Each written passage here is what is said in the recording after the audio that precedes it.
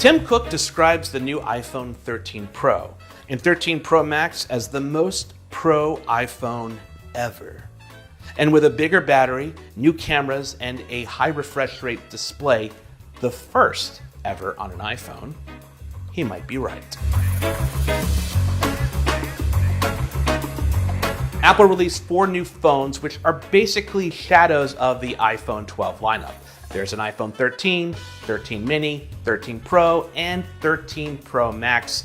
And unlike last year, the 13 Pro and 13 Max are much closer in their capabilities, especially now that they have the same updated camera system. The iPhone 13 Pro starts at $999 and the 13 Pro Max at $1,099 for 128 gigabytes of storage. For the first time, you have the option to get 1 terabyte of storage on an iPhone. The extra storage is only available on the Pro models and pushes the price of an iPhone 13 Pro Max to $1,599, $1,600. Now I'm going to take a dramatic pause and let that sink in. That's more storage than my work computer has. Now, you can pre-order all of the iPhones 13 starting on Friday, September 17th, and they will ship on Friday, September 24th. Also, if you want to learn more about the iPhone 13 and 13 mini, I did a whole separate video going over them. Check it out. Now, the 13 Pro and 13 Pro Max have the same squared-off design as the iPhone 12 Pro and 12 Pro Max. There is still the matte finish back and glossy stainless steel sides, but both phones come in 4 finishes: graphite, gold, silver, which has a white back, and the new Sierra Blue. Sierra Blue.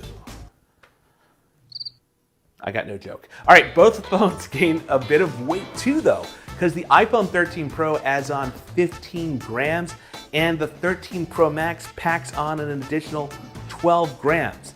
Now look, the iPhone 12 Pro Max wasn't the heaviest phone I tested in the past year, but it was definitely in the top 5.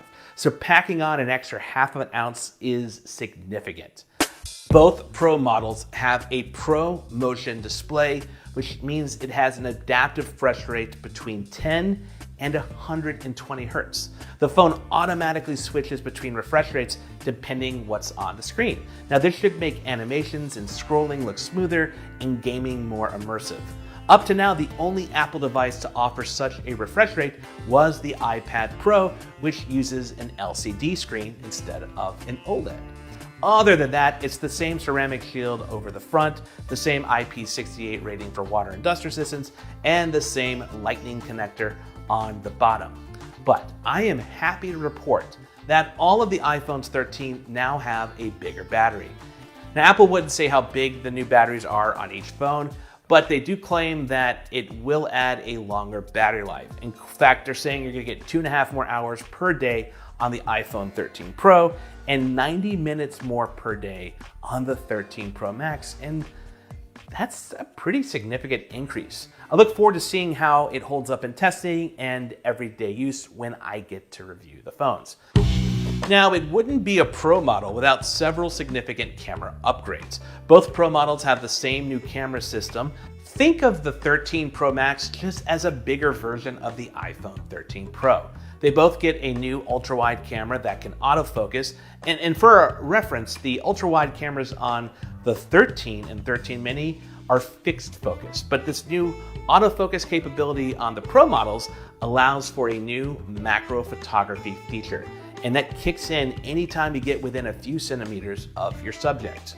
The new main camera on the phones have a new sensor, and it's the largest camera sensor on any iPhone. Apple says that it can gather 1.5 times more light than the iPhone 12 Pro Max. There's a new longer telephoto lens with 3 times optical zoom. That's 1.5 times longer than the tele lens on the iPhone 12 Pro and 1.2 times longer than the tele lens on the 12 Pro Max.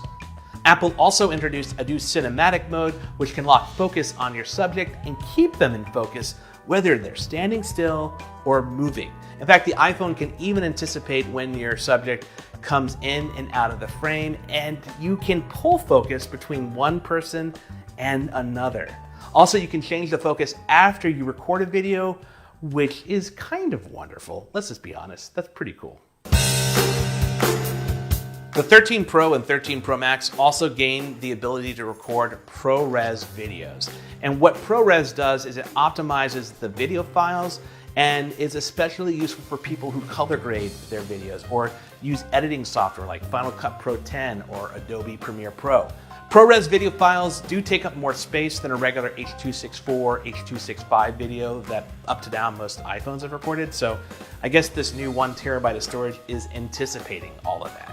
ProRes support won't be on the iPhone at launch, but is expected to be added later this year. And yeah, I'm pretty excited to try that. In fact, a lot of times when I film CNET review videos, I use the iPhone to supplement my Panasonic S1H, just to pick up a shot here or there. So very excited about ProRes.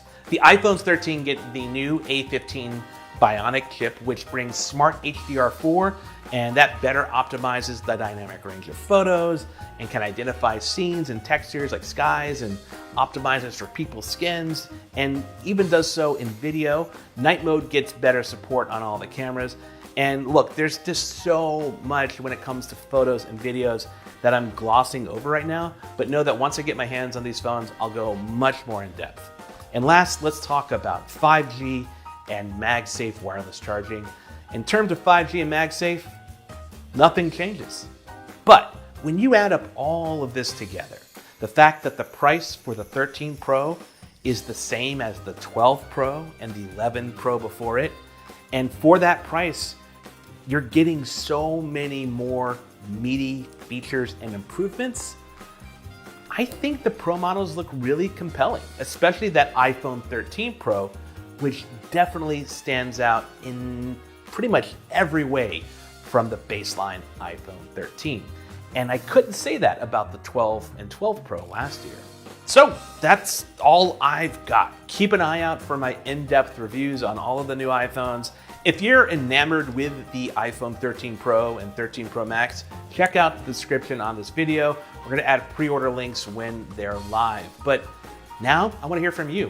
What do you think of the iPhone 13 Pro and 13 Pro Max? Do you like that Apple made both of the Pro devices essentially identical? And do you like that compared to the iPhone 13 that there's a bigger gulf of features and differences between them now? Throw your thoughts in the comments.